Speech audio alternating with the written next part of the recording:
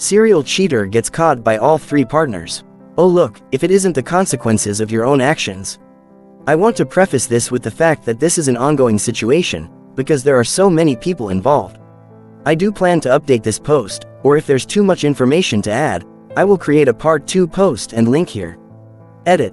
This is by no means a full accounting of what we know. We have verified facts, compared notes, and shared new information with one another over the course of weeks, and I assure you, not a single detail is fabricated, despite what the cheater will likely try to say to the contrary. It's never a matter of if, but of when. The truth will always come out. TLDR. Boyfriend of 2.5 years has been caught lying, cheating, manipulating, and rumored to be a. Myself and 5 other people are working together to gather information to sort truth from lies, and formulating a confrontation plan. This story is told from my point of view, with additional details provided by others, as they are presented to me. I will update, edit as we go along, for accuracy. I promise, the context and length of the story are necessary for context and perspective. Buckle in, kids, this is gonna be a long one. Cast, me 30F, partner 28 meters, new partner 23 NB, aka NP.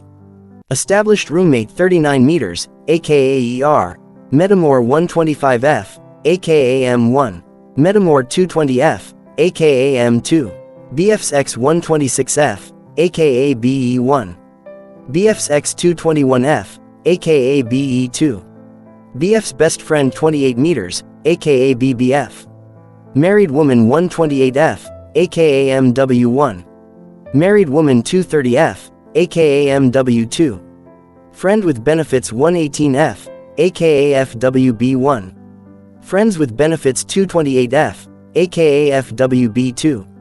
Backstory, to skip ahead, find part 2 below. Our story actually starts 2.5 years ago. I met partner while we were working together at a Renaissance fair, and it was an instantaneous connection. Whirlwind kind of deal. He made me feel seen, and was acceptable. The only rules we had were open, honest communication, and practice safe, sane, and consensually with anyone else we wanted to be with, as we are both polyamorous. I was more into him as a person than physically. We spent a couple of months living long distance, him with his then nesting partner BE1, a 6-hour drive away from me. For the next couple of years, we decided to take breaks, essentially putting our relationship on the back burner for a while, because of the physical distance, and come back together later when things weren't so crazy for either of us. We did this 3 times, the most recent reunion being roughly 2 months ago as of the day this post is begun. Fast forward to this reunion. Things were just as wonderful between us as they had felt before, and he made the drive to come visit me. Everything was peachy. I went to work during the day, and he used his time to visit his other partner in my area M1, and we had a great time. 2 weeks later, I made the drive, because he had just bought his first house. He said that he had just gone through a rough breakup with someone else, and was healing, but things were still rough. This didn't seem odd, because we had talked about exes candidly from the start, and help one another grieve and move on.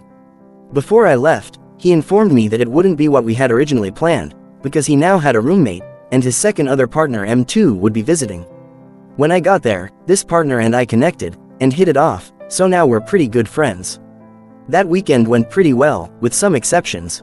I find out during this visit that he had not disclosed an important detail about his connection with M2, and there were some hurt feelings all around, breaking rule number 2.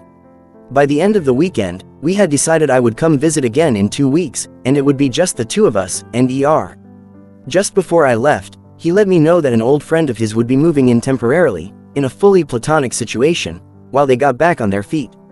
I appreciated the communication, and adjusted our plans accordingly. Fast forward to the next visit, 2 weeks later. I arrive, and immediately things seem off. NP is sitting in my spot on the couch. They seem a little closer than I would expect platonic friends to be, and NP looked just a little panicked that I had arrived. I made a mental note, kissed partner, and carried on about my day. Through the rest of that Friday night, they were using ASL to ask one another if things were okay, and reassuring one another that things were good. Again, weird, but maybe they're non-verbal right now, and they don't know me well enough to talk about it out loud just yet. Totally cool. Carrying on. Saturday night.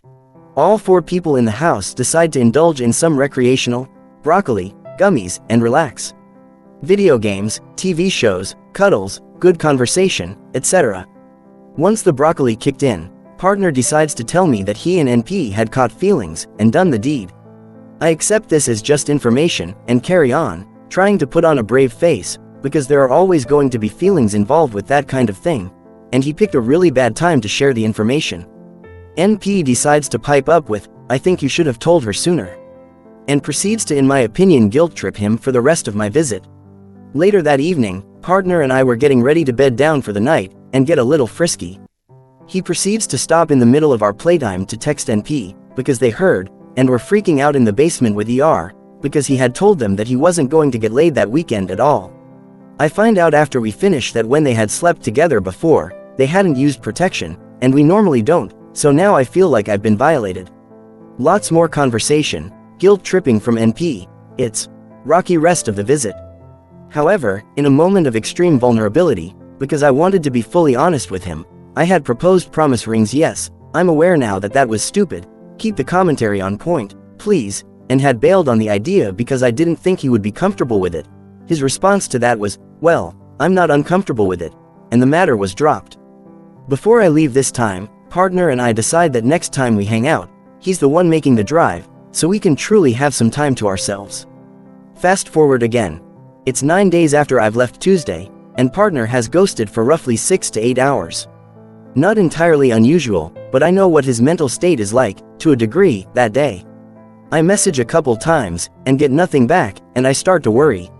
I don't hear from him until 11:30 p.m., and it's him telling me that he had had a really bad anxiety, panic attack, to the point that he now had a fat lip, and had given himself a concussion, because of a conversation between him and NP, regarding M2, and the age gap between them.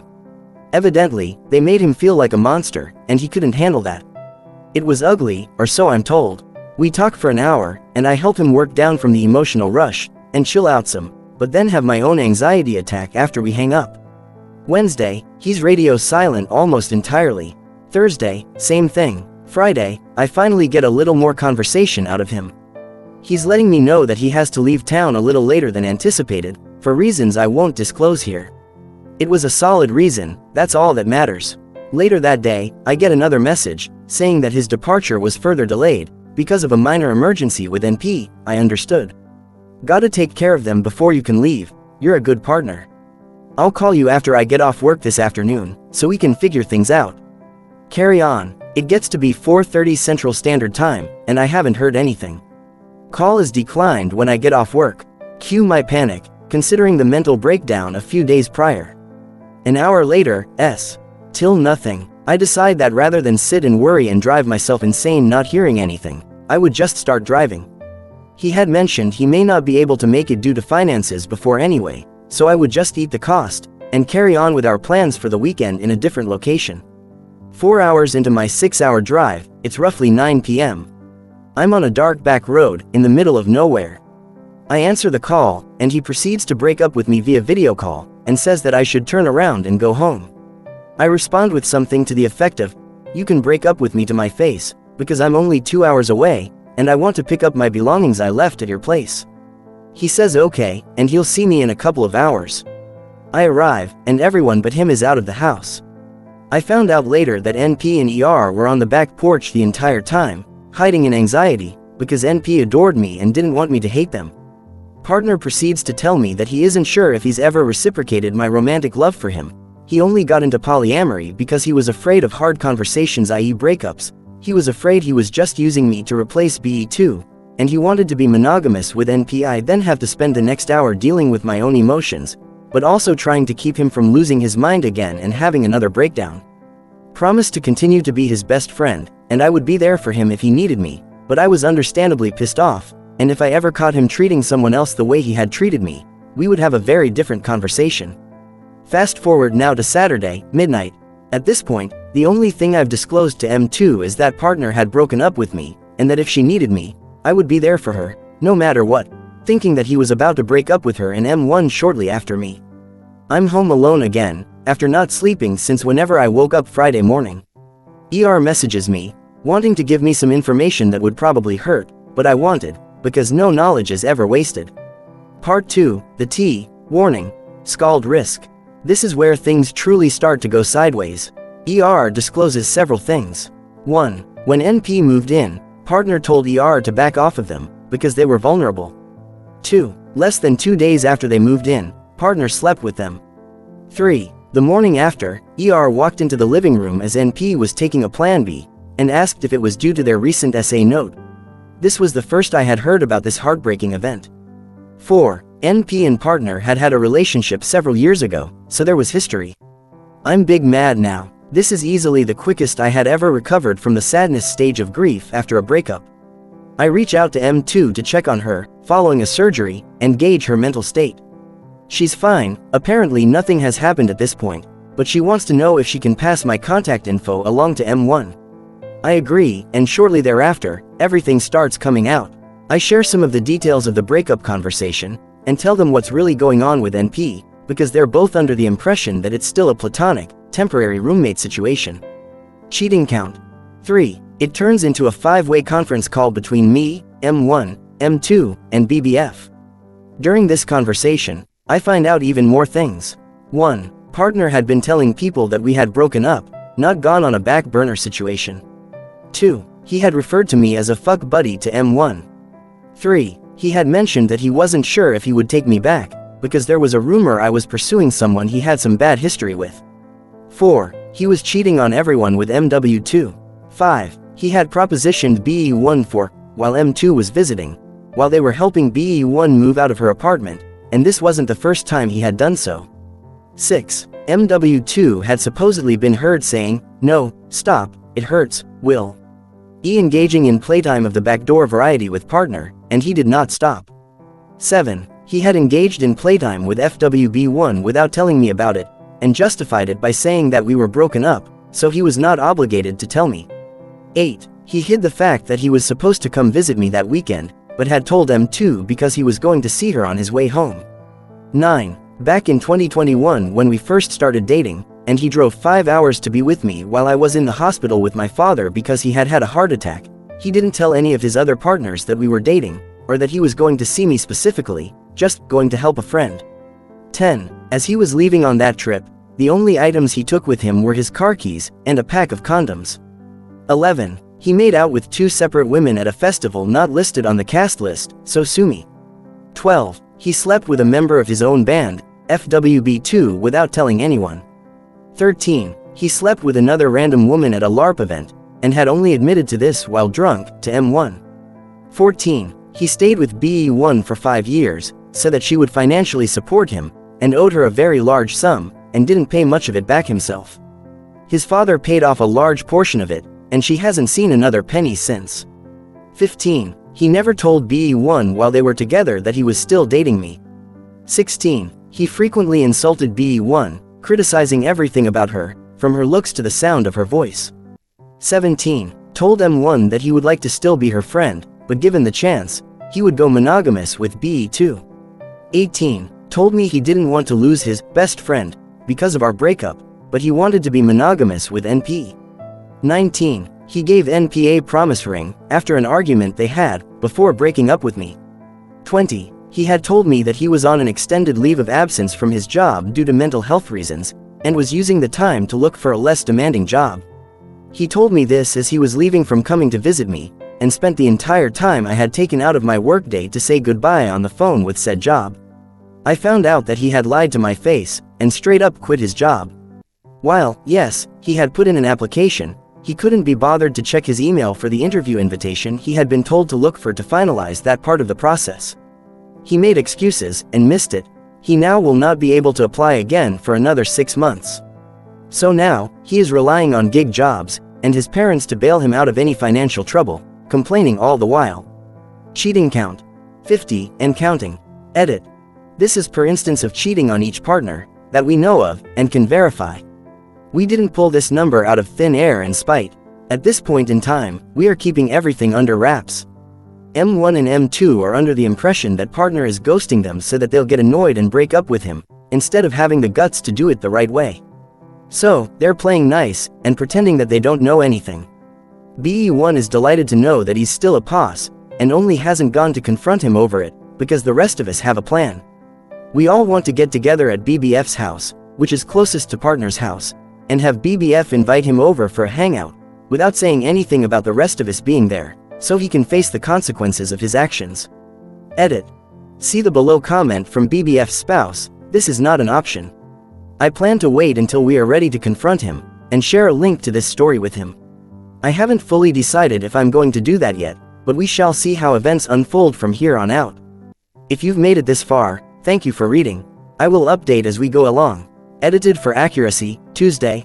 Update, Wednesday. Since Sunday, there has been a Discord server created between the original people on the conference call Sunday morning, with the aitah of BE1.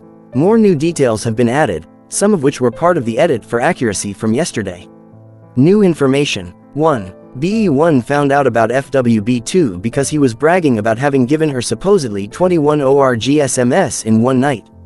2. The amount he owed BE1, that was paid off by his dad, was only a portion, because she had not counted living expenses he hadn't been contributing to for years.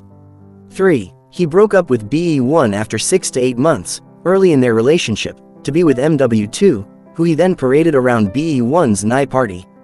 He then broke up with MW1 because, wow, she's crazy, and went back to BE1, who initially said no, because he wanted it to be a FWB situation while living together, but changed his tune when she said no to anything short of an actual relationship. 4. He bragged about giving M2 13 orgasms on Valentine's Day this year, which caused her to throw out her back and be stuck in bed the rest of the next day while he played video games. 5. People have tried to warn NP they should get out while they can, before things get bad between them, when information comes to light. They have declined. 6. When I talked to him Friday night, he said something about finally realizing how badly he had hurt BE1 after a recent conversation with her, and he couldn't stand to do that to anyone anymore. And then talked about his alternate personality, James, who exists solely to destroy his life.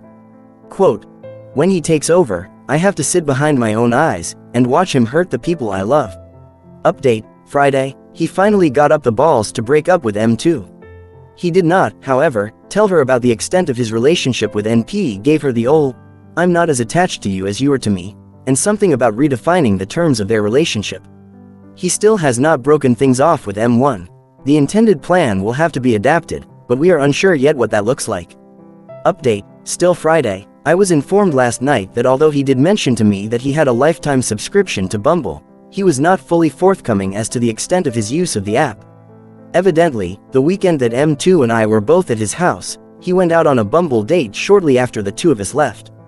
I had wondered at the time why he wasn't spamming both our phones, asking for updates on a totally different, stressful situation. Several of those dates got him laid, secured second dates, but even more of them didn't make it past the first or second dates. Update, Tuesday, M1 and family spent the weekend at my place, getting all the kids together to run around in the sprinklers. Figuring that the best revenge in this scenario is to live happy lives, despite his fuckery, knowing that karma is gonna get his. All affected parties, the cast list members that are communicating and have slept with him, have tested negative for any health issues at this time. This feels important to mention. We are all quite relieved. Sunday M1 was notified that he and NP were spotted in a parking lot by BE1, kissing when they got out of the car. They noticed her, and he looked a little panicked, and tried to talk to her. She walked away without a word.